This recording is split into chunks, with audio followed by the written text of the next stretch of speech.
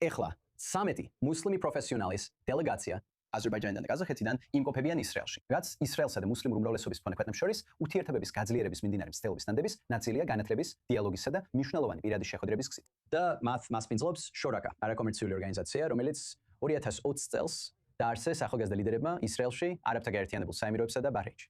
ეს ძალა წარმოიშვა აბრაამის შეთანხმებების შემდეგ.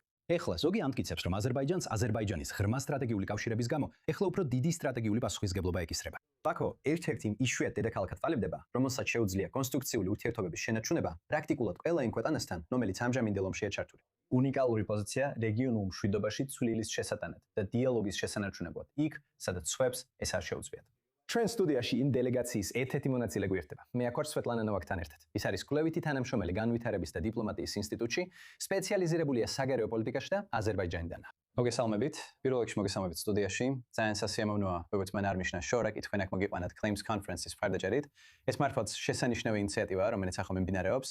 და ეს პირადადაც ძალიან ამახელებელია. იცით, შესვენების დროსაც ვისაუბრეთ ამაზე, რომ თქვენ ამ ჯგუფთან ერთად ჩვენს ქვეყანაში ხართ. იცით, ისრაელის მზარდი ურთიერთობა აზერბაიჯანთან და ყაზახეთთან ფიქრობ აჩვენებს იმ მნიშვნელოვან როლს, რომელსაც ეს მუსლიმური უმრავლესობის მქონე ქვეყნები შეიძლება ასრულებდნენ რეგიონული ურთიერთგაგებისა და თანამშრომლობის განვითარებაში. ფიქრობ ბოლოს არაფერი იმაზე მნიშვნელოვანი ვიდრე უბრალოდ ექსპერტის გაცნობა. ვითხარით ცოტა ამ გრძნობაზე ან იმაზე, რამაც მოგცათ მოტივაცია ამ მოგზაურობაში მონაწილეობის მისაღებად. დიდი მადლობა რომ მიმიღეთ. ჩემთვის დიდი სიამოვნება ყოფნა, დიდი სიამოვნება ისრაელში ყოფნა, პირველად ვარ აქ. მადლობას ვუხდი შორაკის ორგანიზაციას, რომ ასე შესანიშნავად მუშაობს აბრაამის შეთანხმებების წინსვლაზე. და ასევე მინდა აღვნიშნო, რომ ეს არის პირველი დელეგაცია აზერბაიჯანიდან და ყაზახეთიდან. ასე რომ ჩვენთვის ნამდვილად დიდი პატივი აკოფნა. რას? ფიქრობ, რომ აზერბაიჯანთან დაკავშირებით, როგორც თქვენ აღნიშნეთ, აზერბაიჯანს აქვს ძალიან მულტივექტორული საგარეო პოლიტიკის მიდგომა, რაც ნიშნავს, რომ ის ინარჩუნებს კარგ პრაგმატულ ურთიერთობებს ყველა ქვეყანასთან. და ეს ერთ-ერთი საკითხია, რომელიც უნდა გამოჩეულია. საინტერესო და გამოჩეულია. ნამდვილად უნიკალურია ჩვენ. ნამდვილად უნიკალურია, ნამდვილად გამორჩეულია და განსაკუთრებით როცა საქმე ისრაელს ეხება. ჩვენ დიპლომატიური ურთიერთობები 1992 წლიდან გვაქვს და ჩვენი ტრადიციული თანამშრომლობის სფეროები, რა თქმა უნდა, ენერგეტიკა იყო. აზერბაიჯანი დიდი ხანია აწვის ნედუ ნავთობს ისრაელს. ისრაელს ჩვენი სახელმწიფო ნავთობკომპანიის SOCAR-ის მეშვეობით. და ჩვენ ასევე გვაქვს თანამშრომლობა თავდაცვის სექტორშიც. ეს ძალიან მნიშვნელოვანია. ეს ჩვენი ტრადიციული თანამშრომლობის სფეროებია, მაგრამ დღეს რასაც ხედავთ და ის რაც ამ დელეგაციის განმავლობაში ხშირად აღინიშნა არის ის, რომ დღეს თანამშრომლობა ენერგეტიკის ფარგლებს ცდება. ეს ეხება როგორც აზერბაიჯანს, ასევე ყაზახეთს. ჩვენ ვხედავთ ბევრ განვითარებას ხელოვნურ ინტელექტში, ბევრ ინოვაციას.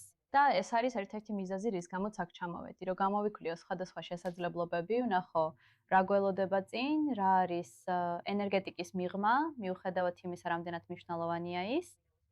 ჩვენ ვიცით, რომ ეს ძალიან მნიშვნელოვანია, მაგრამ დიდი ყურადღება ნამდვილად გამახვილდა ინოვაციებზე, ხელოვნურ ინტელექტზე, ციფრულ ინოვაციებზე და ასე შემდეგ. სწორად ილას მოხვედით, ეჭვიც არ მეპარება. მათ გიპოვეს თქვენ თუ თქვენ თვითონ ეძებდით ამ შესაძლებლობას. ანუ, სად ჩამოყალიბდა ეს კავშირი რეალურად? თქვენ იკავით ისეთი ადამიანი, ვინც მათ ძირითადად შეარჩიეს. დიახ, ფიქრობ ეს რეკომენდაციით მოხდა. მოგვიკავით ცოტა რამ ამ დელეგაციის დღის წესრიგზე. რას აკეთებინებენ თქვენ? რა ტიპის აქტივობები ან გამოცდილებებია? მგონი ამას გარდა ხომ იცით, თქვენ, ვიცი რომ ახლახან დაიწყო ყველაფერი, მგონი უკვე მესამე დღეა. ეს რომ აშკარაა რომ კიდე ბევრი რამ გელიც წინ, მაგრამ მაინტერესებს გრძნობთ თუ არა რომ ახალ რაღაცებს ხედავთ, რაც აქამდე არ იცოდით. თუ უფრო იმ ცოდნის გაღრმავებაა, რაც უკვე გქონდათ. ალბათ ორივეს კომბინაცია. ეს ნამდვილად ორივეს კომბინაცია. ეს იყო რაღაცა ისეთი, რასაც არ ველოდი. მიუხედავად იმისა, რომ დღის წესრიგი წინასწარ გქონდა ნანახი, მაგრამ პროგრამა ნამდვილად უფრო დიდი და მასშტაბური აღმოჩნდა, ვიდრე ოდესმე წარმოგვედგინა. ყველაფერი ძალიან დატვირთულია, საუკეთესო გაგებით. ჩვენ ბევრი რამ გქონდა, როგორც კულტურულ, ისტორიულ, ასევე რელიგიურ ასპექტებზე. ველთად 2 დღე იერუსალიმში ვიყავით და ნახეთ ძველი ქალაქი, ნახეთ დასავლეთის კედელი. ნახეთ ალაქსას მეჩეთიც, მაგრამ ამის გარდა პროგრამა ასევე მოიცავდა ბევრ სადანმანათლებლო აქტივობას. იადვაშემში გქონდა ჰოლოკოსტის შესახებ ლექცია, შემდეგ გქონდა ექსკურსია, შემდეგ გქონდა ექსკურსია ეროვნულ ბიბლიოთეკაში. გავასინჯეთ უგემრიელესი საჭმელი. ამიტომ ვფიქრობ, რომ პროგრამამ ნამდვილად შესანიშნავად გააერთიანა როგორც პოლიტიკური, ასევე დიპლომატიური ასპექტები.